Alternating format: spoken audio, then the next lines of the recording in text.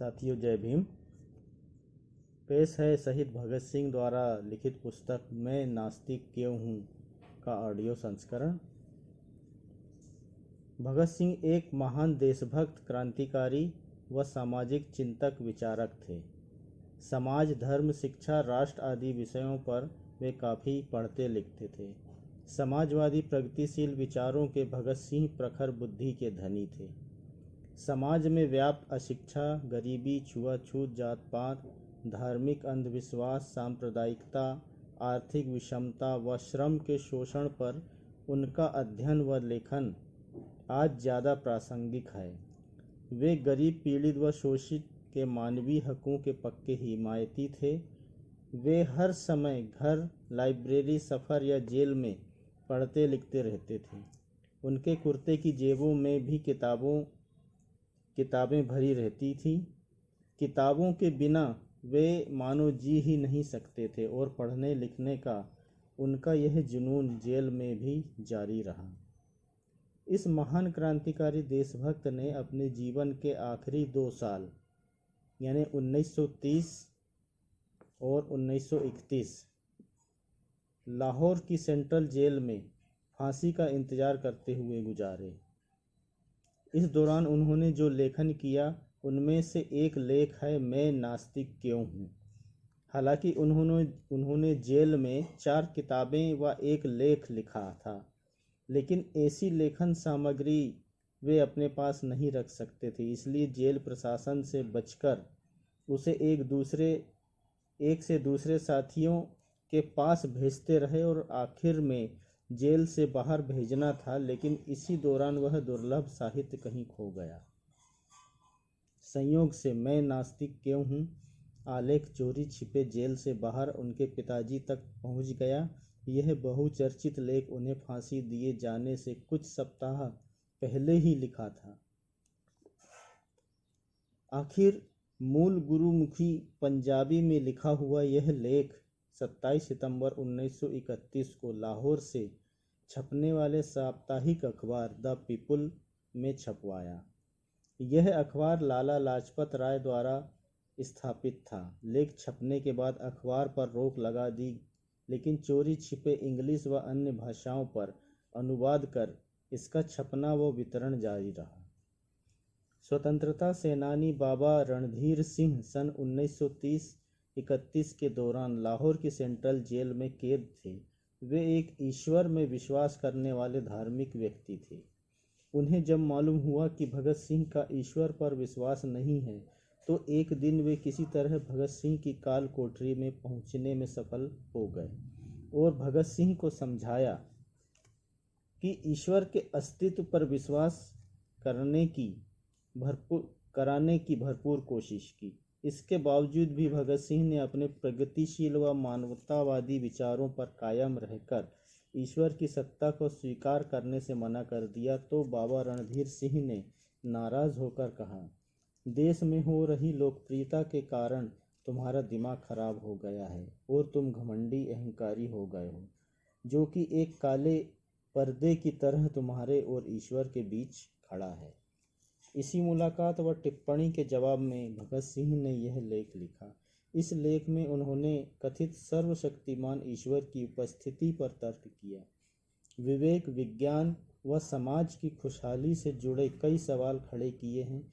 लेख में सृष्टि के निर्माण, मनुष्य की उत्पत्ति, मनुष्य के मन में ईश्वर की कल्पना, धर्म की ओट में ईश्वर का डर व लूट खसोट, समाज में व्याप्त गरीबी, शोषण व एक नया सवाल उठ खड़ा हुआ है कि क्या मैं किसी अहंकार या घमंड के कारण सर्वव्यापी, सर्वशक्तिमान और सर्वज्ञानी माने जाने वाले ईश्वर के अस्तित्व में विश्वास नहीं करता हूँ। मैंने कभी सोचा भी नहीं था कि मुझे कभी ऐसे सवाल का सामना करना पड़ेगा। मेरे कुछ दोस्त, शायद उन्हें दोस्त कहकर मैं उन पर बहुत ज़्यादा अधिकार नहीं जमा रहा हूँ, तो मेरे साथ अपने थोड़े समय के संपर्क में वे इस नतीजे पर पहुँचना चाहते हैं कि मैं ईश्वर के अस्तित्व को नहीं मानकर कुछ ज़रूरत से ज़्यादा आगे जा रहा हूँ। उनका कहना है कि मेरे अहंकार घमंड ने कुछ हद तक मुझे इस अविश्वास के लिए उकसाया है। बहरहाल समस्या थोड़ी गंभीर है। मैं ऐसी शेखी तो नहीं बघारता कि मैं मानवीय कमजोरियों से बहुत ऊपर हूँ। आखिर मैं भी एक इंसान हूँ और इससे ज़्यादा कुछ होने का दावा भी नहीं कर सकता। मुझ में भी यह कमजोरी है। दरअसल अहंकार और हिकड़ी भी मेरे स्वभाव का एक अंग है। अपने साथियों के बीच मुझे निरंकुश कहा जाता है। यहाँ तक कि मेरे साथी श्री बटुकेश्वर दत्त भी कभी कभी मुझे निरंकुश कहा करते थे। कई अवसरों पर मुझे तानाशाह कहकर मेरी निंदा भी की गई कि मैं अपने विचार दूसरों पर थोपने की कोशिश करता हूँ। कुछ मित्रों को यह शिकायत है, और गंभीर शिकायत है, कि मैं अनजाने में ही अपने विचार दूसरों पर थोपता हूँ और अपनी बातें ज़बरदस्ती मनवा लेता हूँ। दरअसल यह शिकायत कुछ हद तक सही भी है और मैं इससे इनकार नहीं करता। आप मेरे इस स्वभाव को अहंकार या हेकड़ी नहीं कह सकते। जहाँ तक अन्य चली आ रही मान्यताओं, रूढ़िगत सड़ी गली धारणाओं की तुलना में हमारी विचारधारा का सवाल है और मैं चरम अपितु हूँ और निश्चय हूँ। मुझे अपने विचारों पर गर्व है, लेकिन यह गर्व मेरा व्यक्तिगत यानी निजी नहीं है। हो सकता है कि हमारे विचारों के प्रति उचित स्वाभाविक गर्व हो, और इसे घमंड या हेकड़ी नहीं कहा जा सकता। यह हमारी विचारधारा पर गर्व है, जैसा दूसरों को अपने विचारों पर होता है। हेकड़ी, या ज़्यादा ठीक कहें तो अहंकार, किसी व्यक्ति को अपने ऊपर होने वाले अनुचित गर्व का नाम है। क्या मेरा यह अनुचित गर्व है जो मुझे नास्तिकता की ओर ले गया? या इस विषय पर विवेकपूर्ण खूब अध्ययन करने और काफ़ी सोच विचार के बाद मैंने ईश्वर में विश्वास करना छोड़ा है। वैसे मैं यह स्पष्ट कर दूं कि अहंकार और हेकड़ी में बहुत फर्क होता है। दोनों अलग अलग हैं। मैं अभी तक यह बात बिल्कुल नहीं समझ सका कि अनुचित गर्व या झूठा अहंकार, दंभ किसी व्यक्ति को आस्तिक बनने से कैसे रोक सकता है। मैं किसी महान व्यक्ति की महानता को नहीं मानूं, लेकिन यह तभी हो सकता है जब मुझे भी थोड़ा सम्मान, लोकप्रियता या यश प्राप्त हो गया हो, जिसके या तो मैं लायक हूँ या मेरे अंदर वे गुण नहीं हैं जो उस यश के लिए जरूरी है। यहाँ तक तो बात समझ में आती है, लेकिन यह कैसे हो सकता है कि कोई आस्तिक ईश्वर में विश्वास रखता हो और उसमें अहंकार के कारण ईश्वर में विश्वास करना बंद कर दे। दो ही बातें हो सकती है, या तो व्यक्ति खुद को ईश्वर के बराबर योग्य व गुण वाला समझने लगे, या वह खुद को ही ईश्वर मानना शुरू कर दे। लेकिन इन दोनों ही स्थितियों में वह सच्चा नास्तिक नहीं बन सकता। पहली स्थिति में वह अपने प्रतिद्वंदी ईश्वर के अस्तित्व को नकारता ही नहीं है, और दूसरी अवस्था में वह एक ऐसी सत्ता के अस्तित्व को स्वीकार करता है जो पर्दे के पीछे अदृश्य रहकर प्रकृति की सभी गतिविधियों का संचालन करती है। लेकिन मुद्दे की बात ज्यों की त्यों है। दोनों ही अवस्थाओं में ईश्वर के प्रति उसका विश्वास ज्यों का त्यों है। इसलिए मुझ पर भरोसा करें, मैं ना तो पहली श्रेणी में आता हूँ और न दूसरी में। मैं तो उस सर्वशक्तिमान परमात्मा के अस्तित्व से ही इनकार करता हूँ। क्यों इनकार करता हूँ, इसकी चर्चा इस लेख में आगे करूँगा। यहाँ मैं स्पष्ट करना चाहूँ कि यह मेरा घमंड या अहंकार नहीं है जिसने मुझे नास्तिकता के सिद्धांत को अपनाने के लिए प्रेरित किया। मैं ना तो ईश्वर का प्रतिद्वंदी हूँ और ना ईश्वर या परमात्मा का अवतार, और ना स्वयं परमात्मा। यह बात तो पक्की है कि हेकड़ी या अहंकार ने मुझे नास्तिक विचारधारा की ओर प्रेरित नहीं किया। इस आरोप को गलत साबित करने के लिए मुझे तथ्यों की जांच पड़ताल करने की इजाज़त दी जाए। मेरे दोस्तों का आरोप है कि दिल्ली असेंबली बम कांड और लाहौर षड्यंत्र कांड के कारण चले मुकदमों के दौरान मुझे ज़रूरत से ज़्यादा यानी बेवजह लोकप्रियता मिल गई है। शायद उसी कारण मुझमें झूठा अहंकार, दंभ, अभिमान पैदा हो गया है। मेरे दोस्तों का कहना सही है या नहीं, इसे भी देख लेते हैं। दरअसल मैं नास्तिक अभी हाल ही में नहीं हुआ हूँ, बल्कि मैंने तो ईश्वर को मानना तभी बंद कर दिया था जब मैं एक अनजान अप्रसिद्ध नौजवान था और मेरे आज के इन दोस्तों को मेरे बारे में कुछ भी पता नहीं था। कम से कम कॉलेज के एक स्टूडेंट तो ऐसा बेवजह का अहंकार नहीं पाल सकता। उसे जो उसे नास्तिक बना दे। हालांकि कुछ प्रोफेसर्स का मैं चाहता था तो कुछ प्रोफेसर्स को मैं अच्छा नहीं लगता था, लेकिन मैं कभी भी मेहनती या पढ़ाकू छात्र नहीं रहा। घमंड, अहंकार जैसी भावनाओं में फंसने या पालने का मुझे कोई मौका ही नहीं मिला। दरअसल मैं तो एक बहुत शर्मीले स्वभाव का लड़का था और अपने भविष्य को लेकर कुछ निराशावादी ख्यालों में खोया रहता था, और उन दिनों मैं पक्का नास्तिक नहीं था। मेरे दादा, जिनके प्रभाव में मेरा पालन पोषण हुआ, बड़ा हुआ, वह एक रूढ़िवादी कट्टर आर्य समाजी हैं। और यह बता दूं कि आर्य समाजी व्यक्ति और चाहे कुछ भी हो सकता है, लेकिन वह कभी भी नास्तिक नहीं हो सकता।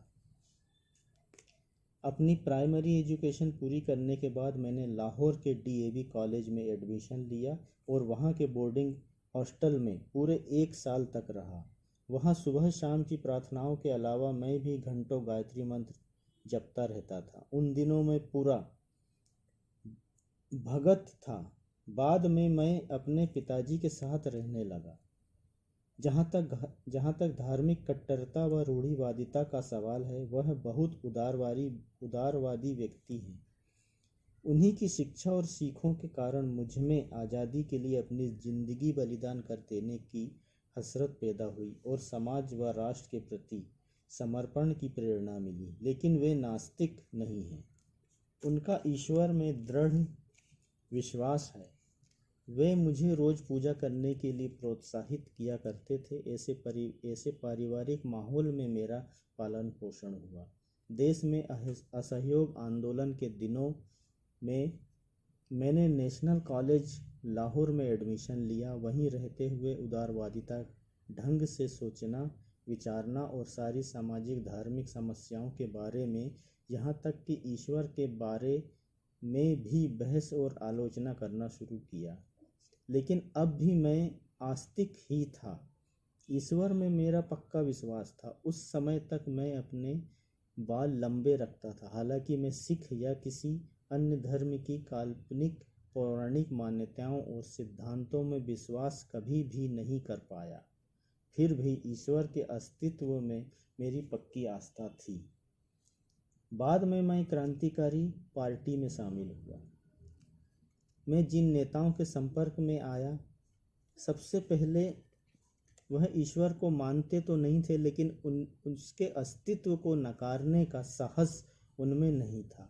मैं ईश्वर के बारे में लगातार सवाल करता था तो वह कह दिया करते थे, जब तुम्हारा मन करे पूजा पाठ व प्रार्थना कर लिया करो। अब यह तो ऐसी नास्तिकता हुई कि नास्तिक बनने चले हैं, लेकिन नास्तिक बनने की हिम्मत आप में नहीं है। मैं जिन दूसरे नेता के संपर्क में आया वे आस्तिक थे। उनका नाम बता ही दूं, वे थे आदरणीय साथी शचीन्द्रनाथ सान्याल, जो कराची षड्यंत्र कांड के सिलसिले में आजीवन काले पानी की सजा भुगत रहे हैं। उनकी एक बहुत पॉपुलर बुक है बंदी जीवन। इसके पहले पेज पर ही ईश्वर की महिमा का जबरदस्त गुणगान किया गया है। इस बेहतरीन किताब के दूसरे भाग के आखिरी पेज पर वेदांतवाद के कारण उन्होंने ईश्वर की जो रहस्यवादी स्तुतियाँ गाई है, वे उनके विचारों का बड़ा अजीबोगरीब व अटपटा भाग है।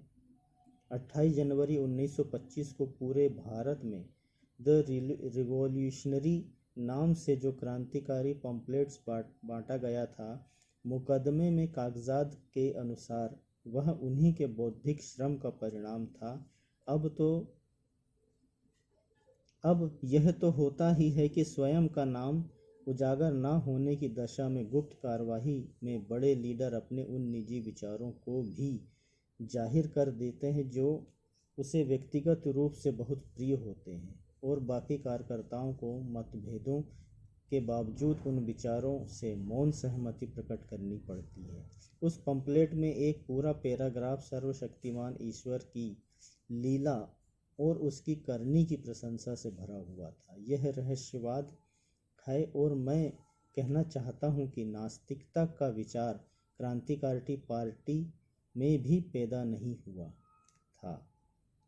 काकोरी कांड के लिए जिन 4 क्रांतिकारियों को फांसी दी गई थी, उन चारों प्रसिद्ध शहीदों ने अपना आखिरी दिन प्रार्थना करते हुए बिताया था। रामप्रसाद बिस्मिल कट्टर रूढ़िवादी आर्य समाजी थे। समाजवादी और साम्यवाद का गहरा अध्ययन करने के बावजूद भी राजेंद्र लाहिड़ी उपनिषदों और गीता के श्लोकों का पाठ करने की अपनी इच्छा को दबा नहीं सके थे। उन लोगों में मैंने सिर्फ एक ही व्यक्ति को ऐसा देखा जो कभी प्रार्थना नहीं करता था और कहा करता था कि दर्शन शास्त्र मनुष्य की कमजोरी या उसके सीमित ज्ञान से पैदा होता है। दर्शन शास्त्र मनुष्य की कमजोरी या उसके सीमित ज्ञान से पैदा होता है। वह भी आजीवन काला पानी की सजा भुगत रहा है, लेकिन ईश्वर के अस्तित्व को नकारने का साहस वह भी कभी नहीं जुटा सका। तब तक मैं केवल रूमानी आदर्शवादी क्रांतिकारी ही था। अभी तक हम केवल अनुयायी ही थे, यानी दूसरों के विचारों को मानते आ रहे थे, लेकिन अब अपने कंधों पर पूरी जिम्मेदारी उठाने का समय आया था। जैसा कि होना ही था, लोगों की प्रतिक्रिया इतनी जबरदस्त थी कि पार्टी का अस्तित्व ही खतरे में पड़ता नजर आने लगा। आगे बढ़ना असंभव लगता रहा। कई लीडर्स और उत्साही कॉमरेड्स हमारा मजाक उड़ाने लगे। कुछ समय तक तो मुझे ऐसा लगता रहा कि कहीं मैं भी अपने कार्यक्रम को व्यर्थ व बेकार न मानने लगूं। यह मेरे क्रांतिकारी जीवन का एक मोड़ था। मेरे दिलो दिमाग के हर कोने से एक ही आवाज़ बार बार गूंजती थी कि अध्ययन करो, अध्ययन करो, अपने विरोधियों के तर्कों का सामना करने लायक बनाने के लिए अध्ययन करो, अपने विचार बात के पक्ष में तर्कों से लेस होने के लिए अध्ययन करो। मैंने पढ़ना शुरू कर दिया। उससे मेरी पहले की धारणाओं, अवस्थाओं और मान्यताओं के महत्वपूर्ण बदलाव हुए। सिर्फ हिंसात्मक तरीकों में विश्वास रखने का रोमानियन जो हमसे पहले के लोगों पर हावी था, वह दूर हो गया और उसका स्थान गंभीर विचारों ने ले लिया। रहस्यवाद और अंधविश्वास के लिए अब कोई गुंजाइश नहीं रही। यथार्थवाद आदि वास्तविकता ही हमारा मत व आधार बन गया। अब हमारी समझ में आया कि अति या उग्रता ठीक नहीं। शक्ति का प्रयोग बहुत जरूरी होने पर ही उचित, और आम जनता के तमाम आंदोलनों के लिए अहिंसा की नीति बहुत जरूरी है। जन आंदोलनों में हिंसा के नतीजे बुरे होते हैं। सबसे महत्वपूर्ण बात तो थी उस आदर्श व विचारधारा की स्पष्ट अवधारणा, रूपरेखा की, जिसकी स्थापना के लिए हमें लंबा संघर्ष शुरू करना था। चूँकि उस समय सक्रियता के स्तर पर कोई खास गतिविधियां नहीं थी, इसलिए विश्व क्रांति के कई आदर्शों को पढ़ने का मौका मुझे खूब मिला। मैंने सशस्त्र क्रांतिकारी अराजकतावादी नेता बाकुनिन को पढ़ा, थोड़ा साम्यवाद के जनक मार्क्स को पढ़ा और खुद के देशों में सफलतापूर्वक क्रांति करने वाले लेनिन, त्रोत्स्की व अन्य क्रांतिकारियों को खूब पढ़ा। ये सब नास्तिक थे। बाकुनिन की किताब ईश्वर और राज्य अधूरी होने के बावजूद इस संबंध में रोचक किताब है। बाद में नीरलंब स्वामी की किताब सहज ज्ञान पढ़ने में आई, लेकिन उसमें सिर्फ रहस्यवादी नास्तिकता थी। अब यह समय मेरे लिए सबसे रोचक बन गया। 1962 के आखिर तक मुझे इस बात का पक्का विश्वास हो गया 1932 के आखिर तक मुझे इस बात का पक्का विश्वास हो गया और इस विश्वास का कायल हो गया कि सारी दुनिया को बनाने, चलाने और कंट्रोल करने वाली सर्वशक्तिमान परमात्मा परम सत्ता के अस्तित्व का सिद्धांत निराधार है। ईश्वर के प्रति मेरे अविश्वास के बारे में दूसरों को बता भी दिया था। दोस्तों के साथ मैं इस विषय पर चर्चा करने लगा और मैंने अपने आप को नास्तिक घोषित कर दिया। लेकिन मेरे नास्तिक होने का अर्थ क्या है, इसकी चर्चा लेख में आगे करूँगा। मई 1927 में लाहौर में मेरी गिरफ्तारी हुई। दरअसल मुझे तो जरा भी अंदेशा नहीं था कि पुलिस मेरी तलाश कर रही है, इसलिए मेरी गिरफ्तारी से मुझे बहुत ताज्जुब हुआ। उस दिन अचानक एक गार्डन में से गुजरते हुए मैंने पाया कि मुझे पुलिस ने घेर लिया है। मुझे खुद इस बात की हैरानी है कि मैं उस समय एकदम शांत रहा। ना तो मुझे कोई घबराहट हुई, ना मैंने किसी उत्तेजना या गुस्से का अनुभव किया। मैं पूरी तरह अपने पर सजगता व शांति से काबू किए हुए था। मुझे हिरासत में ले लिया गया। अगले दिन मुझे रेलवे पुलिस की हवालात में ले जाया गया, जहां मैंने पूरा 1 महीना गुजारा। पुलिस ऑफिसर्स कई दिन की बातचीत के बाद मैंने यह अंदाज़ा लगाया कि पुलिस को काकोरी कांड से मेरा संबंध होने तथा क्रांतिकारी आंदोलन से संबंधित मेरे अन्य गतिविधियों के बारे में कुछ जानकारी है। उन्होंने मुझसे कहा कि काकोरी कांड के मुलजिमों का मुकदमा चल रहा था। उस समय मैं लखनऊ में था और मैंने मुलजिमों से गुप्त रूप से मिलकर उन्हें छुड़ाने की योजना बनाई थी और उसकी सहमति मिलने के बाद हम लोगों ने कुछ बम जमा किए थे। यह भी कि जांच करने के लिए उसमें से एक बम 1926 के दशहरे के दिन भीड़ में फेंका गया था। फिर पुलिस ऑफिसर ने मुझसे कहा कि मेरी भलाई इसी में है कि मैं क्रांतिकारी दल की गतिविधियों की जानकारियों से संबंधित एक बयान दूं। मुझे लालच दिया गया कि ऐसा करने पर मुझे गिरफ्तार नहीं किया जाएगा और जेल जाने से बच सकता हूं। यह भी कहा कि कोर्ट में मुखबिर की तरह पेश किए बिना ही मुझे छोड़ दिया जाएगा। यही नहीं, मुझे इनाम देने का भी प्रलोभन दिया गया। मैं उनके इस प्रस्ताव पर हंस दिया। उनकी सब बातें बेकार थी। हमारे जैसे विचारों के लोग अपनी बेकसूर जनता पर बम नहीं फेंका करते।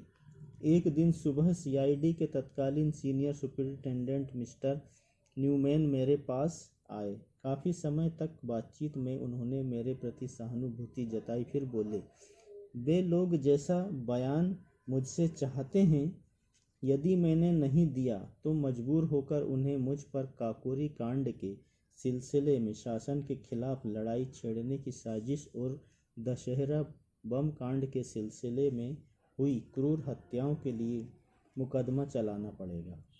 फिर उन्होंने मुझे यह भी बताया कि उनके पास मुझे सज़ा दिलाने और फांसी पर लटकाने के लिए काफ़ी सबूत मौजूद है। उन दिनों में मैं जानता था कि मैं पूरी तरह निर्दोष हूँ, लेकिन पुलिस अपनी पावर के आधार पर चाहे तो ऐसा कर सकती है। उसी दिन से कुछ पुलिस ऑफिसर ने मुझे नियम से सुबह शाम दोनों समय प्रार्थना करने के लिए फुसलाकर राजी करने के लिए शुरू कर दिया। अब मैं तो ठहरा नास्तिक। अब मैं यह तय करना चाहता था कि क्या सुख शांति व आनंद के दिनों में ही मैं नास्तिक होने की शेखी बघारता हूँ, दम्भ भरता हूँ या ऐसे मुश्किल समय में भी अपने सिद्धांतों पर अटल रह सकता हूँ। बहुत सोच विचार के बाद मैंने यह तय किया कि मैं किसी भी दशा में ईश्वर पर विश्वास और प्रार्थना नहीं कर सकता, और मैंने प्रार्थना नहीं की, एक बार भी नहीं की। यही असली परीक्षा थी और मैं उसमें सफल हुआ। एक पल के लिए भी मेरे मन में यह विचार नहीं आया कि सिद्धांतों से समझौता कर मैं अपनी जान बचा लूं। इस तरह मैं अब पक्का नास्तिक था और तब से आज तक हूँ।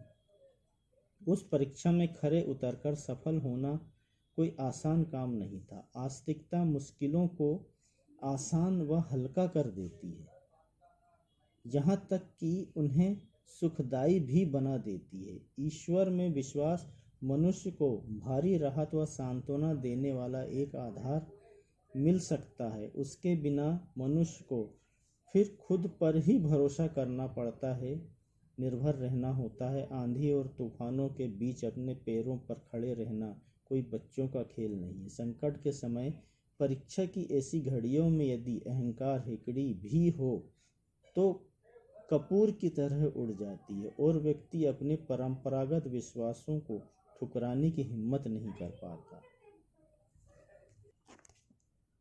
यदि करता है तो इससे यह नतीजा निकलता है कि उसके पास सिर्फ अहंकार नहीं बल्कि कोई अन्य ताकत है। आज भी बिल्कुल वैसी ही स्थिति है। सभी लोग यह अच्छी तरह जानते हैं कि हमारे मुकदमे का फैसला क्या होना है। हफ्ते भर में फैसला सुना भी दिया जाएगा। मेरे लिए इस ख्याल के अलावा और क्या राहत हो सकती है कि मैं एक महान उद्देश्य के लिए अपने प्राणों का बलिदान करने जा रहा हूँ। ईश्वर में विश्वास करने वाला हिंदू पुनर्जन्म के बाद एक राजा बनने की आशा कर सकता है। मुसलमान या ईसाई स्वर्ग में मिलने वाले असीम सुख को भोगने और अपनी तकलीफ़ों व कुर्बानियों के बदले इनाम हासिल करने के सपने देख सकता है। लेकिन मैं किस चीज़ की आशा करूं? मैं जानता हूं कि जब मेरी गर्दन में फांसी का फंदा डालकर मेरे पैरों के नीचे से तख्ते खींचे जाएंगे तो सब कुछ खत्म हो जाएगा। वही मेरा आखिरी क्षण होगा। मेरा या आध्यात्मिक शब्दों में कहूँ तो मेरी आत्मा का अंतिम क्षण होगा। आगे कुछ नहीं रहेगा। उसी पल मेरा पूरी तरह से अंत हो जाएगा। बाद के लिए कुछ नहीं रहेगा। यदि मुझमें इस नज़र से देखने का साहस है तो एक छोटा सा संघर्षमय जीवन ही, जिसका अंत भी कोई शानदार अंत नहीं, ऐसा जीवन भी अपने आप में मेरे लिए एक पुरस्कार होगा, बस कुछ और नहीं। किसी स्वार्थपूर्ण उद्देश्य के बिना इस लोक या परलोक में कोई पुरस्कार पाने की इच्छा के बिना मैंने बिल्कुल अनासक्त भाव से मैंने अपना जीवन आज़ादी के उद्देश्य के लिए समर्पित किया है, क्योंकि मैं ऐसा किए बिना नहीं रह सका। जिस दिन ऐसी विचारधारा व मानसिकता वाले बहुत से लोग हो जाएंगे जो मानव सेवा और पीड़ित मानव सेवा के कल्याण के अलावा कोई और कर ही नहीं सकते, ऐसे लोग पीड़ित मानवता की मुक्ति के लिए अपने आप को समर्पित करेंगे। उसी दिन आज़ादी का युग शुरू होगा। कोई राज बनने के लिए नहीं, इस लोक या मौत के बाद स्वर्ग में जाकर कोई अन्य पुरस्कार पाने के लिए नहीं, बल्कि मानवता की गर्दन पर रखा गुलामी का जुआ उतार फेंकने के लिए, शोषण व दासता की बेड़ियां तोड़ने के लिए और स्वतंत्रता व शांति की स्थापना के लिए दमनकारियों, शोषकों और अत्याचारियों को चुनौती देने के लिए प्रेरित होंगे। तथा क्या वे इस मार्ग पर चल सकेंगे जो व्यक्तिगत रूप से उनके लिए भले ही खतरनाक हो, लेकिन उनकी महान आत्माओं के लिए एकमात्र गौरवपूर्ण मार्ग है? क्या इस महान उद्देश्य के लिए खुद को अर्पित करने में उन्हें जो गर्व होगा, क्या उसे घमंड कहा जा सकता है? भला कौन उस पर ऐसा घृणित लांछन लगाने की हिम्मत कर सकता है? और यदि कोई करता है तो मैं कहूँगा कि या तो वह मूर्ख है या धूर्त। हमें ऐसी सोच वालों को माफ़ कर देना चाहिए, क्योंकि वह हृदय की गहराई और आवेग को, उसमें उठने वाली भावनाओं और उच्च विचारों को समझ ही नहीं सकता। उसका दिल मांस का बेजोड़ बेजान लोथड़ा है। उसकी आँखों पर अन्य स्वार्थों का पर्दा पड़ा हुआ है, इसलिए वे अच्छी तरह देख नहीं सकती। आत्मविश्वासी व साहसी लोग स्वयं पर भरोसा करते हैं, और उनके इस गुण को हमेशा अहंकार कहा जा सकता है, जो कि बहुत ही दुखद और अप्रिय बात है, लेकिन कोई चारा भी नहीं, इस बारे में कुछ किया नहीं जा सकता। अब किसी प्रचलित मान्यता या विश्वास का विरोध करके देखिए, जिसके बारे में लोग यह मानते हैं कि वह कभी कोई गलती ही नहीं कर सकता, इसलिए उसकी आलोचना की ही नहीं जा सकती। आपके तर्कों की ताकत लोगों को मजबूत करेगी कि अहंकारी कहकर आपका मजाक उड़ाए। इसका कारण मानसिक जड़ता है।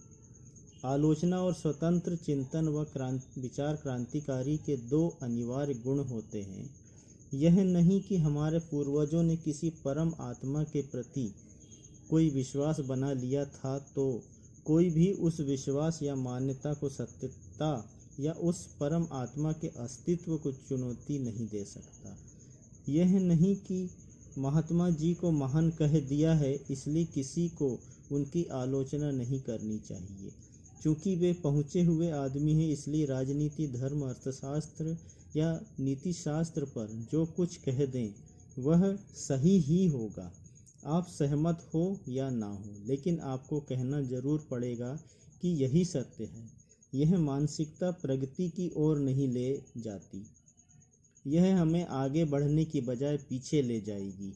यह सृजनात्मक व रचनात्मक विचार नहीं है, क्योंकि हमारे पूर्वजों ने किसी परम सत्ता में, सर्वशक्तिमान ईश्वर में विश्वास बना लिया था, इसलिए उस विश्वास का परम सत्ता को चुनौती देने वालों को यदि काफिर या विधर्मी, गद्दार, विश्वासघाती कहा जाता है, यदि उनकी चुनौती का आधार या तर्क इतने मजबूत हैं कि उनको गलत साबित करना या काटना संभव नहीं है, और उसकी भावना इतनी प्रबल है, उसके तर्कों पर विश्वास इतना मजबूत है कि सर्वशक्तिमान ईश्वर के कोप से उस पर पड़ने वाली मुसीबतों का डर दिखाकर भी उसे दबाया नहीं जा सकता, इसलिए अहंकारी कहकर उसका और घमंडी कहकर उसकी भावना का मजाक उड़ाया ही जाना है।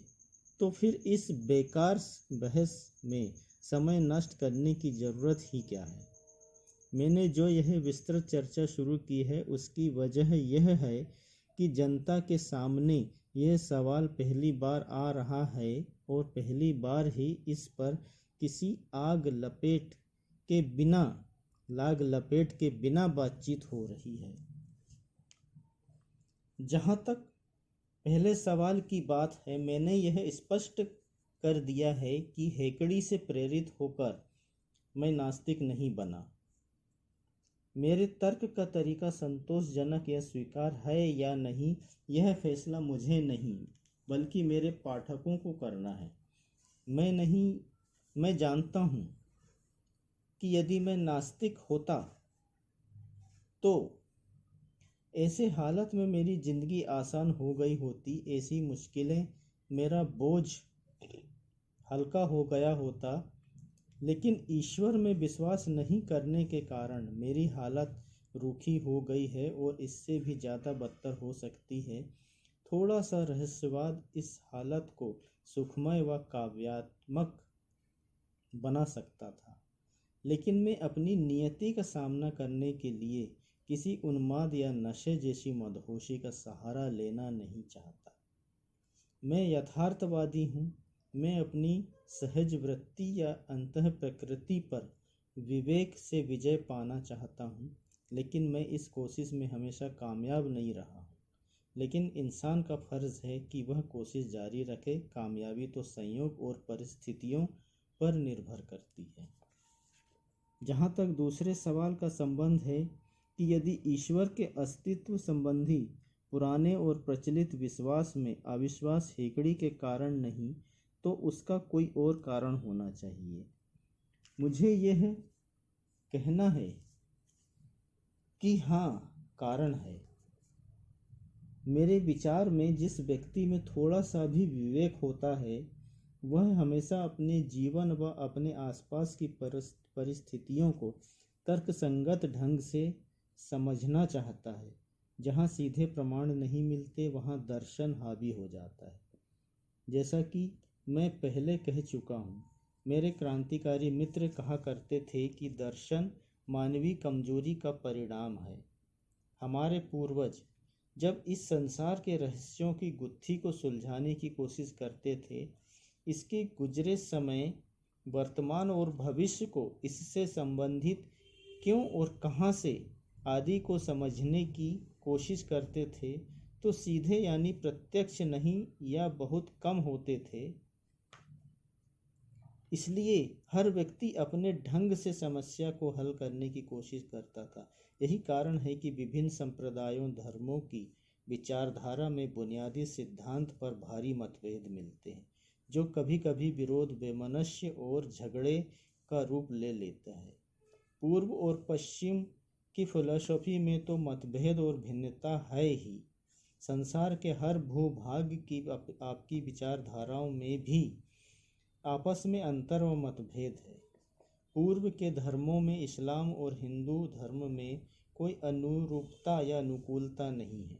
सिर्फ भारत में ही देखें तो बौद्ध और जैन उस ब्राह्मणवाद से बहुत अलग है जो स्वयं आर्य समाज व सनातन धर्म जैसी आपसी विरोधी विश्वासों में बटा हुआ है। प्राचीन समय में एक स्वतंत्र विचारक चार्वाक हुए, जिनके दर्शन में एक स्वतंत्र विवेकपूर्ण विचार मिलता है। चार्वाक ने बहुत पहले ही ईश्वर की प्रभु सत्ता को चुनौती दे दी थी। जीवन और जगत संबंध बुनियादी सवालों पर इन सभी के विचार अलग अलग हैं और सभी अपने आप को सही मानते हैं और दावा करते हैं कि उनका धर्म ही सच्चा धर्म या दर्शन है। दरअसल यही सारी बुराइयों की जड़ है। प्राचीन काल के विद्वानों और चिंतकों के अनुभवों को आधार बनाकर अंधविश्वास व अज्ञान के खिलाफ आगे की लड़ाई लड़ने और इस रहस्यमयी समस्या का समाधान खोजने के बजाय हम निकम्मे लोग, और हमने साबित भी कर दिया है कि हम वाकई में निकम्मे, निठल्ले, आलसी हैं, अपने अपने संप्रदाय धर्म के अन्य परंपरागत विश्वासों व मान्यताओं में ही अटल अडिग विश्वास की चीख पुकार मचाते रहते हैं और इस तरह मानव के विकास की बजाय पीछे ढकेलने के दोषी हैं। मानव समाज की प्रगति के हिमायती लोगों के लिए यह जरूरी है कि वे पुराने रूढ़िगत विश्वासों से संबंधित हर बात का विरोध व आलोचना करे, उसमें अविश्वास करे और उसे चुनौती दे। उन्हें पहले से चल रही मान्यता विश्वास की एक एक बात के हर भाग की विवेकपूर्ण जांच पड़ताल करनी होगी, तर्क की कसौटी पर कसना होगा। यदि कोई विवेकपूर्ण ढंग से पर्याप्त सोच विचार के बाद किसी सिद्धांत या दर्शन में विश्वास करता है तो उसके विश्वास का स्वागत है। उसके तर्क का तरीका स्पष्ट हो, भ्रांतिपूर्ण, गलत, पथ भ्रष्ट और कभी कभी तर्कहीन हो सकता है, लेकिन ऐसा व्यक्ति सुधरकर सही रास्ते पर आ सकता है, क्योंकि विवेक का सितारा हमेशा उसके जीवन में चमकता रहता है। लेकिन कोरा विश्वास, और मुझे कहना चाहिए अंधविश्वास, खतरनाक होता है, क्योंकि यह दिमाग को चिंतन, मनन, विवेक के लिए रोकता है, मूढ़ बनाता है, जड़ता पैदा करता है, व्यक्ति को प्रतिक्रियावादी बना देता है। जो व्यक्ति अपने को यथार्थवादी होने का दावा करता है, उसे सारे पुरानी रूढ़िगत विश्वासों को चुनौती देनी होगी, प्रचलित मान्यताओं को तर्क की कसौटी पर कसना होगा। यदि ये विश्वास तर्क विवेक की चोट को सहन नहीं कर सकता तो अवस्थ हो जाएगा, पस्त हो जाएगा। तब यथार्थवादी व्यक्ति को सबसे पहले उस विश्वास के ढांचे को पूरी तरह गिराकर उस जगह एक नई फिलॉसफी स्थापित करने के लिए जमीन साफ करनी होगी। यह तो इस विषय का नेगेटिव पक्ष है। इसके बाद शुरू होता है पॉजिटिव काम, जिसमें कई बार पुराने विश्वासों की कुछ बातों का प्रयोग कर पुनर्निर्माण के लिए इस्तेमाल की जा सकती है। जहाँ तक मेरी बात है, यह पहले ही स्वीकार करता हूँ कि मैं इस विषय का ज़्यादा अध्ययन नहीं कर पाया हूँ। मेरी बड़ी इच्छा थी कि पूर्व दर्शन का अध्ययन करूँ, लेकिन इसके लिए संयोग या अवसर मुझे नहीं मिला। लेकिन जहाँ तक नकारात्मक पक्ष का संबंध है, मैं पुराने रूढ़िगत विश्वास के सही होने की बात पर ठोस तर्क व आधार पर सवाल उठाने के लिए आश्वस्त हूँ। मुझे पक्का विश्वास हो गया है कि सृष्टि या प्रकृति का निर्देशन या संचालन करने वाली किसी चेतना परम सत्ता का कोई अस्तित्व नहीं है। हम प्रकृति में विश्वास करते हैं और सारे प्रगतिशील आंदोलनों का उद्देश्य मानव सेवा के लिए प्रकृति पर विजय प्राप्त करना मानते हैं। उसे चलाने वाली कोई चेतना शक्ति उसके पीछे नहीं है। यही हमारी फिलॉसफी है। अब हम आस्तिकों से कुछ सवाल पूछना चाहते हैं। पहला, यदि आपका यह विश्वास है कि एक सर्वशक्तिमान, सर्वव्यापक और सर्वज्ञानी ईश्वर है जिसने इस संपूर्ण सृष्टि की रचना की, दुनिया को बनाया, तो कृपा कर मुझे यह बताइए कि उसने यह रचना क्यों की। उसने ऐसी दुनिया क्यों बनाई जिसमें तमाम दुख है, तकलीफ़ें हैं, जिसमें अनगिनत दुखों का एक अनंत सिलसिला है और जिसमें एक भी व्यक्ति पूरी तरह शांति में व संतुष्ट नहीं है। दूसरा सवाल, मेहरबानी करके यह नहीं कहें कि यही उसका नियम है। यदि वह किसी नियम से बंधा हुआ है तो वह सर्वशक्तिमान नहीं है, तब तो वह हमारे जैसा ही नियमों का गुलाम है। कृपा करके यह भी नहीं कहें कि यह उसकी लीला है जिसमें उसे आनंद आता है। नीरो ने तो सिर्फ एक ही रोम को जलाया था।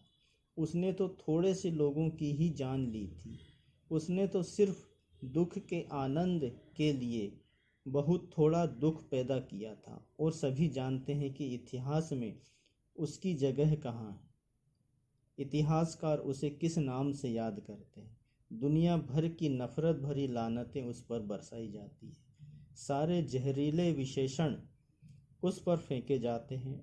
उसे अत्याचारी, हृदयहीन और दुष्ट नीरो की भर्त्सना करते हुए पेज पर पेज गालियों से भरी कटु निंदाओं से काले किए हुए हैं। एक चंगेज खां था जिसने हत्या का आनंद लेने के लिए कुछ हजार लोगों को मारा था और हम उसके नाम तक से नफरत करते हैं। तब किस प्रकार आप अपने सर्वशक्तिमान ईश्वर को सही ठहराते हो? कैसे उस शाश्वत नीरो को उचित ठहराएंगे जो हर दिन, हर घंटे और हर मिनट असंख्य दुखों को पैदा करता है और आज भी दे रहा है? फिर आप कैसे उसके दुष्कर्मों का समर्थन करते हो जो हर क्षण चंगेज खां के दुष्कर्मों को भी मात करते हैं?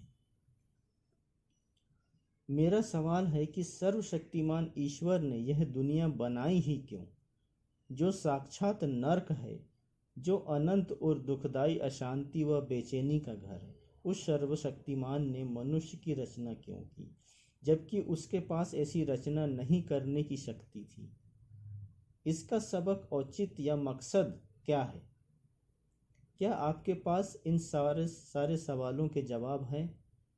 अब आप कहोगे कि यह सब तो परलोक में निर्दोष उत्पीड़ितों के कष्ट सहन करने के लिए पुरस्कार और पाप यानी कुकर्म करने वालों को दंड देने के लिए हो रहा है। अच्छा, तो अब यह बताइए कि उस व्यक्ति को आप कहाँ तक सही ठहराएंगे जो पहले तो हमारे शरीर को जख्मों से लहूलुहान कर दे, फिर बाद में जख्मों को ठंडा कर शरीर को आराम देने वाला मलहम लगाए। रोम में तलवारबाजों की संस्था के समर्थक और प्रबंधक, जो पहले तो लोगों को भूखे और खूंखार शेरों के सामने फेंक देते थे और बाद में यदि कोई जिंदा बच जाते थे तो उनकी बड़ी अच्छी देखभाल करते थे। आप बताइए कि वे कहाँ तक सही थे। इसलिए मैं पूछता हूँ कि उस चेतन परम सत्ता ने इस दुनिया की और उसमें मनुष्य की रचना क्यों की? अपने आनंद, मनोरंजन या मजे के लिए? तो फिर आपके सर्वशक्तिमान ईश्वर और नीरो में क्या फर्क है? हिंदू दर्शन के पास तो इनके अलावा और भी कई तर्क होंगे, लेकिन मुसलमानों और ईसाइयों मैं आप लोगों से पूछता हूँ कि आपके पास ऊपर पूछे गए सवाल का क्या जवाब है? आप तो पुनर्जन्म में विश्वास नहीं करते। आप तो हिंदुओं की तरह यह तर्क नहीं दे सकते कि प्रत्यक्ष रूप से निर्दोष लोग इसलिए दुख पा रहे हैं कि पिछले जन्मों में उन्होंने बुरे कर्म किए थे, यानी बुरे कर्मों का फल है। मैं आपसे पूछता हूँ कि उस सर्वशक्तिमान ने शब्द द्वारा 6 दिनों तक इस दुनिया को बनाने की मेहनत क्यों की, और क्यों हर दिन यह कहा कि सब ठीक है? आज उसे बुलाइए, उसे मानव इतिहास का सारा रक्त रंजित व दुखों से भरा इतिहास दिखाइए। उसे कहिए कि आज की दुनिया की दशा का अध्ययन करे। हम देखेंगे कि क्या वह यह कहने की हिम्मत करता है कि सब ठीक है, जैसे कि काल कोठरियों, गंदी बस्तियों और झुग्गी झोपड़ियों में भूख से तड़पते मरते करोड़ों लोग पूंजीवादी राक्षसों द्वारा गरीब मजदूरों का खून चूसे जाने को धैर्य व असहाय भाव से देखने वाले शोषित मजदूरों, मामूली समझ वाले व्यक्तियों को भी भय से कपा देने वाली माननीय ऊर्जा को बर्बादी और अधिक उत्पादन को जरूरतमंद लोगों में बांटने के बजाय समुद्र में फेंक देने को बेहतर समझने से लेकर नरकंकालों की नींव पर खड़े किए गए शाही महलों तक आप हर दशा अपने ईश्वर को दिखाइए और फिर उससे कहलाइए कि सब ठीक है। परमात्मा की श्रेष्ठ रचना मनुष्य जगत में सब ठीक है, जरा यह कहलाइए। यह सब गरीबी, जुल्म, दुख, शोषण आदि क्यों है, और ये कहाँ से आए? यह है मेरा सवाल। लेकिन जवाब में आप खामोश हैं, तो ठीक है, मैं अपनी बात आगे बढ़ाता हूँ। अच्छा हिंदुओं, आप कहते हैं कि जो लोग आज दुख भोग रहे हैं वे पुनर्जन्मों के पापी हैं। आप यह भी कहते हैं आज शोषण, अत्याचार व उत्पीड़न करने वाले लोग पूर्व जन्म के धर्मात्मा थे, इसलिए वे सामाजिक, आर्थिक व धार्मिक सत्ता का सुख का आनंद ले रहे हैं, मजे लूट रहे हैं। मानना पड़ेगा कि आपके पूर्वज बहुत बड़े धूर्त व चालाक थे। उन्होंने ऐसे सिद्धांत बनाए जिनसे तर्क, विवेक और अविश्वास के आधार पर की जाने वाली सारी कोशिशों को दबाकर नाकामयाब कर दिया जाए। चलो यह जांच पड़ताल कर देखते हैं कि वास्तव में इस तर्क में कितना दम है। कानून के विशेषज्ञों की राय में अपराधी को दी जाने वाली सजा सिर्फ 3-4 कारणों से उचित ठहराई जाती है। ये कारण या उद्देश्य है प्रतिकार यानी बदला लेना, सुधार यानी अपराधी को सुधार कर सही रास्ते पर लाना, और निवारण यानी दंड का भय दिखाकर लोगों को अपराध करने से रोकना। बदला लेने की भावना के सिद्धांत का विरोध व निंदा तो आज सभी प्रगतिशील विचारक करते ही हैं। दंड का भय दिखाने के सिद्धांत का भी यही हाल होने वाला है। सिर्फ सुधार का सिद्धांत ही मानवीय प्रगति के लिए जरूरी और अनिवार्य है। इसका मकसद अपराधी को बहुत योग्य और शांतिप्रिय नागरिक बनाकर समाज को लौटा देना है। लेकिन आज हम सभी मनुष्यों को अपराधी मान भी लें तो ईश्वर द्वारा उन्हें दी जाने वाली सजा कैसी है, किस रूप में है, आप कहते हैं कि ईश्वर पुनर्जन्मों में बुरे कर्म करने वालों को गाय, बिल्ली, पेड़, जड़ी बूटियाँ, कीड़े मकोड़े बनाकर दुनिया में भेजता है। आप इन सजाओं की संख्या 84 लाख योनियां बताते हैं। मैं पूछता हूँ कि इसका मनुष्य पर कौन सा सुधारात्मक प्रभाव पड़ता है? आपको ऐसे कितने लोग मिले जो कहते हैं कि पाप करने के कारण पिछले जन्म में वह गधे के रूप में पैदा हुए थे? एक भी नहीं।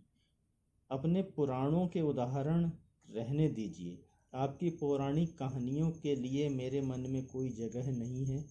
उनमें उलझने की फुर्सत नहीं उसमें उलझने की फुर्सत नहीं है। आप तो यह बताइए, क्या आप जानते हैं कि दुनिया में सबसे बड़ा पाप गरीब होना है? लेकिन आपके अनुसार गरीबी तो लोगों को ईश्वर द्वारा दी गई सजा है। मैं पूछता हूँ, आप उस अपराध विज्ञानी, उस कानून के विशेषज्ञ या नियम बनाने वाले ईश्वर को कैसे उचित ठहराएंगे जो व्यक्ति को ज़्यादा अपराध करने के लिए मजबूर करने वाली सजाएं सुना देता है? क्या आपके ईश्वर ने इन बातों पर कभी गहन सोच विचार नहीं किया, या उसे भी ऐसी बातें अनुभव से सीखनी पड़ती है? लेकिन मानवता को अकथनीय दुखों को झेलकर इसके लिए कितनी बड़ी कीमत चुकानी पड़ती है। किसी गरीब, अनपढ़ या हिंदू समाज के कथित नीच समझी जाने वाली अछूत जातियों में पैदा होने वाले व्यक्ति का भाग्य या नियति क्या होगी?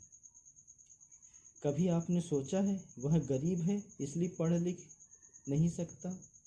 तथाकथित ऊंची जाति के पैदा होने के कारण स्वयं को श्रेष्ठ व ऊंचा मानने वाले उसके संगी साथी उससे नफरत करते हैं और अछूत मानकर अलग अलग रखते हैं।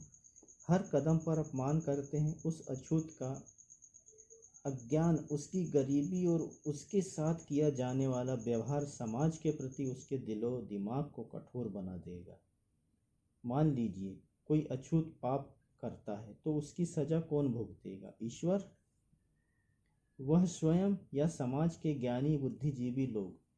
घमंडी और स्वार्थी ब्राह्मणों द्वारा जानबूझकर अज्ञानी, अनपढ़ व अलग थलग पटक दिए गए उन लोगों की सजा के बारे में आप क्या कहते हैं, जिन्हें आपके पवित्र धर्म शास्त्रों यानी वेदों के कुछ शब्द ही सुन लेने का दंड आपके कानों में पिघले हुए गर्म शीशे की धार झेलकर भरना पड़ता था?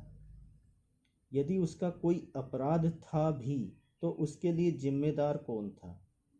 उसका नतीजा दंड किसको भुगतना चाहिए था? मेरे प्यारे दोस्तों, ये सिद्धांत समाज में विशेष अधिकार प्राप्त लोगों के मनगढ़ंत सिद्धांत है। उनकी चालाक व शोषणकारी साजिश है। वे इन सिद्धांतों के जरिए जबरदस्त हथियाई गई अपनी शक्ति, आर्थिक संपन्नता और समाज में स्वयं की श्रेष्ठता को उचित ठहराते हैं। शायद दार्शनिक ऑप्टन सिंक्लेयर ने कहीं लिखा है कि व्यक्ति को अमरता में विश्वास करने वाला बना दो और उससे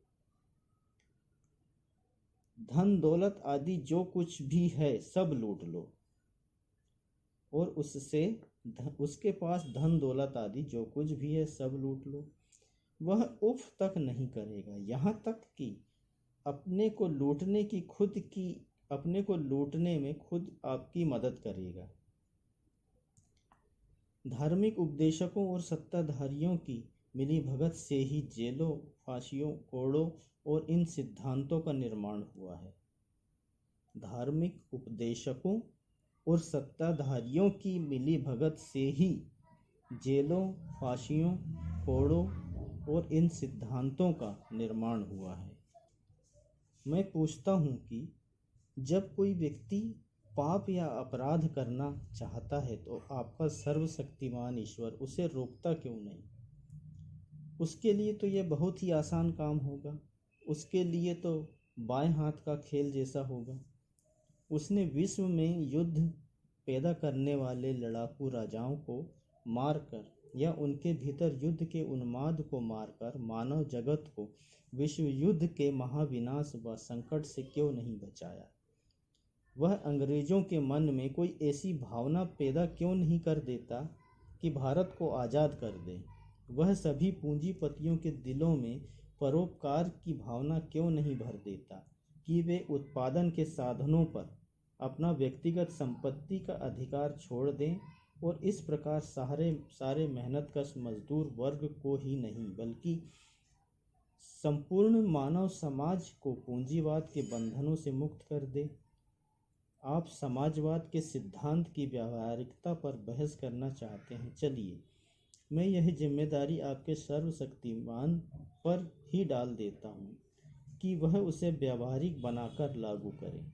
लोग इतना तो मानते ही हैं कि आम जनता की भलाई के लिए समाजवाद अच्छा सिद्धांत है। उसका विरोध करने के लिए उनके पास एक ही बहाना है कि वह व्यावहारिक नहीं है, यानी उसे लागू नहीं किया जा सकता। यदि ऐसा है तो आप अपने सर्वशक्तिमान ईश्वर को बुलाइए और उससे कहिए कि वह धरती की सारी धन दौलत व संसाधनों का लाभ कुछ लोगों की बजाय सभी मानव जगत को मिल जाए, ऐसी व्यवस्था कर दे। वह सारी दुनिया में समाजवाद लागू कर दे। वह संसार में हर चीज को सही तरीके से कर दे। आप इस तरह गोलमोल विरोधाभासपूर्ण तर्क देना बंद कीजिए, चलने वाले नहीं हैं। आपको बता दूं कि अंग्रेजों की हुकूमत यहाँ इसलिए नहीं है कि ईश्वर की इच्छा है, बल्कि इसलिए है कि उनके पास ताकत है और हमारे लोगों में उनका विरोध करने की हिम्मत नहीं है। वे ईश्वर की मदद से हमें गुलाम नहीं बनाए हुए, बल्कि तोपों, बंदूकों, बमों, गोलियों, पुलिस और फौज तथा हमारी उदासीनता की मदद से बनाए हुए। यह हमारी अकर्मण्यता व उदासीनता ही है कि सब राष्ट्र द्वारा दूसरे राष्ट्र का निर्लज्ज शोषण करने का सबसे घृणित पाप समाज के खिलाफ सफलतापूर्वक करते चले जा रहे हैं। कहाँ है ईश्वर? वह क्या कर रहा है? क्या वह मानव जाति के इन सब दुखों और तकलीफ़ों का मजा ले रहा है? तब तो वह नीरो चंगेज़ खां है, उसका नाश हो।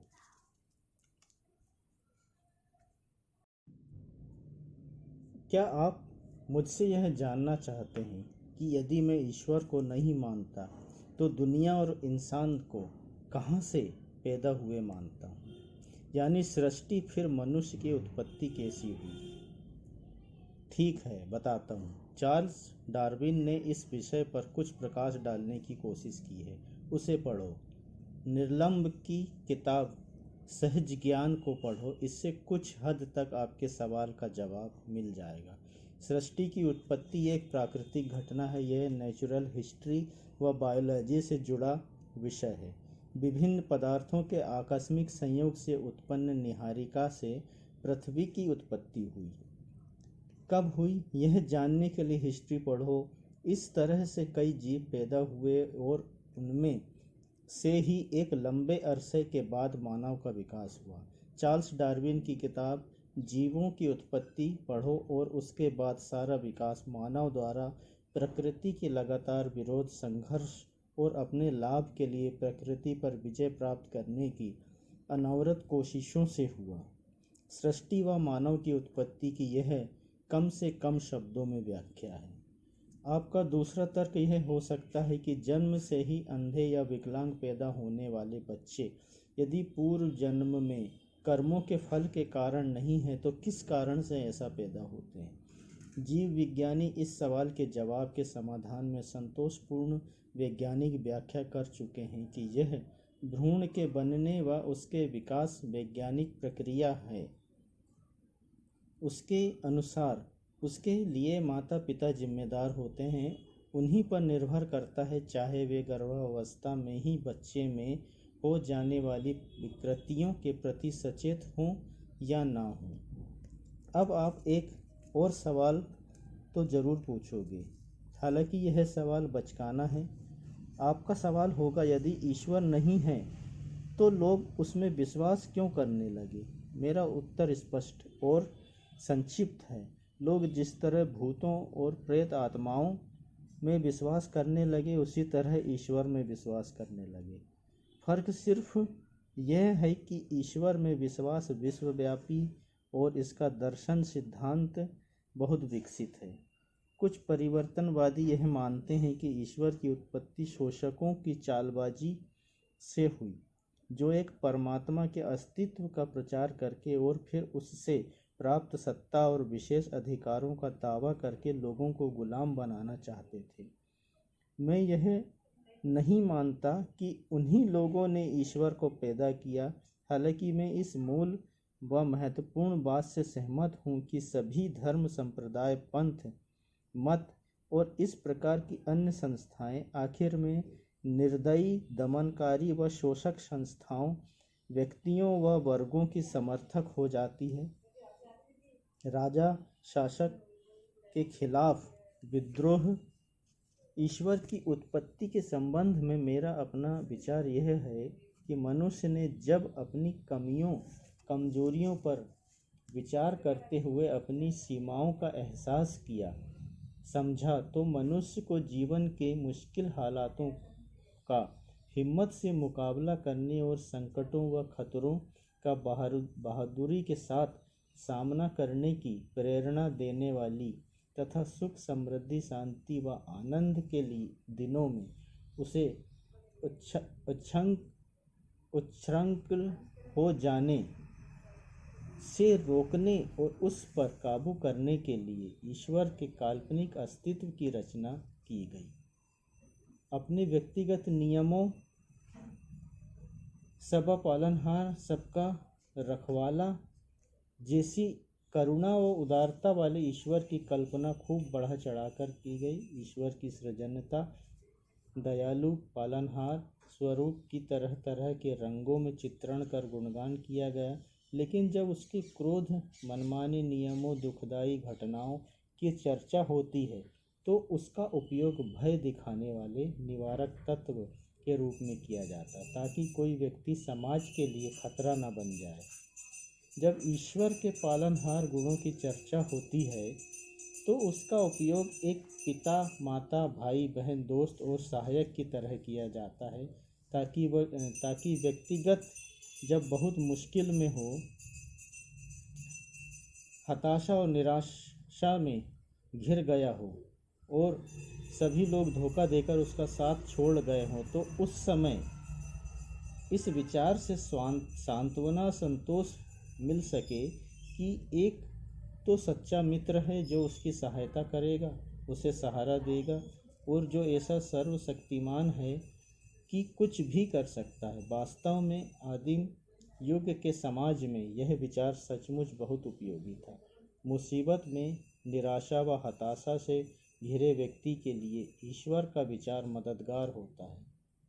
हमारे समाज ने जिस तरह मूर्ति पूजा, कर्मकांड, धार्मिक अंधविश्वासों, संकीर्णताओं व रूढ़िवाद के खिलाफ संघर्ष किया, उसी तरह ईश्वर ने इस काल्पनिक विश्वास के खिलाफ संघर्ष करना होगा। उसी तरह ईश्वर के इस काल्पनिक विश्वास के विचार के खिलाफ संघर्ष करना होगा। जब इंसान आत्मविश्वास के साथ अपने पैरों पर खड़े होने की कोशिश करेगा और यथार्थवादी बनेगा, व्यावहारिक रूप से वास्तविकता के धरातल पर सोचेगा, तो उसे अपनी आस्तिकता को झटक कर फेंक देना चाहिए और हर मुश्किल हालात, दुखों व परेशानियों का हिम्मत व हौसलों के साथ मुकाबला करना चाहिए। आज मेरी हालत ठीक ऐसी ही है मेरे दोस्तों। यह मेरा अहंकार नहीं है, यह मेरे सोचने का तरीका है जिसने मुझे नास्तिक बनाया। ईश्वर में विश्वास करना और रोज प्रार्थना करने को मैं व्यक्ति का सबसे स्वार्थपूर्ण और गिरा हुआ काम मानता हूँ। मैं नहीं जानता कि ईश्वर में विश्वास करने और प्रार्थना से मुझे राहत मिलती या मेरी हालत और भी बदतर या बुरी हुई होती। मैंने उन नास्तिकों के बारे में पढ़ा है जिन्होंने मुश्किल हालातों में बहादुरी के साथ मुकाबला किया। इसलिए मैं भी एक साहसी पुरुष की तरह फांसी के फंदे तक के आखिरी घड़ी तक सिर ऊंचा किए खड़ा रहना चाहता हूँ। हमें देखना है कि इस कोशिश में मैं कहाँ तक कामयाब होता हूँ। मेरे एक दोस्त ने मुझे ईश्वर से प्रार्थना करने के लिए कहा। जब उन्हें पता चला कि मैं नास्तिक हूँ तो उन्होंने कहा, अपने अंतिम दिनों में तुम ईश्वर को जरूर मानने लगोगे। मैंने कहा, नहीं जनाब, ऐसा कभी नहीं होगा। मैं इसे अपने लिए अपमानजनक काम समझूंगा। स्वार्थपूर्ण इरादों से प्रार्थना हरगिज नहीं करूंगा। पाठकों और दोस्तों, यह अहंकार है? अगर है तो मैं इसे स्वीकार करता हूँ।